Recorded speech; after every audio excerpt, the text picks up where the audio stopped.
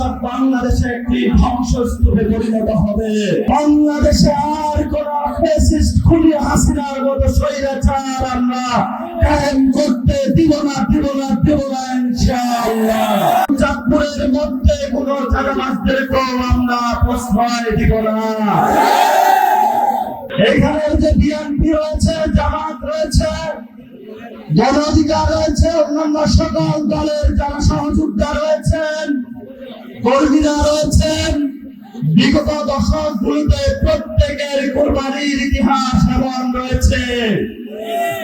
আমরা চাঁদপুরের মধ্যে কোন দলাদলি বিভেদ করতে চাই না, কিন্তু চাঁদপুরের মধ্যে কোন চাঁদাবাজদেরকেও আমরা প্রশ্রয় দিব না। চাঁদপুরের মধ্যে কোন আমরা সন্ত্রাসকে প্রশ্রয় দিব না। চাঁদপুরের মধ্যে আমরা কোন বালু দখলদারিত্বদেরকে প্রশ্রয় দিব না। প্রিয় চাঁদপুরবাসী, এই মাটিতেই জন্ম হয়েছে, এই মাটি থেকে পৃথক করার সাধ্য একমাত্র আল্লাহ তাআলার মৃত্যুর মাধ্যমে এই মাটিতে আমি পতিত হব।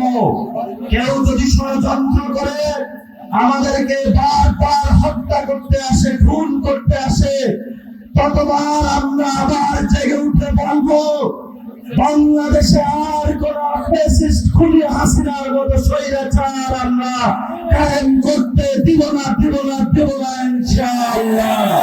টাকায় যে বিমান আমাদের নতুন প্রজন্মকে রক্ষা করার কথা, সেই বিমান দিয়ে আমাদের বাচ্চাদের উপরে স্কুলে ধ্বংসস্তূপে পরিণত হয়েছে।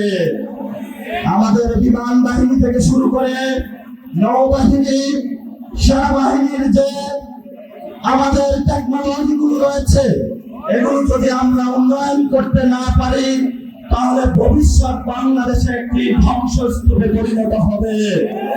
খুনি হাসিনার সহযোগী তারা আমাদের বাচ্চাদের লাশের উপরে নতুন রাজনীতি করতে চাচ্ছে।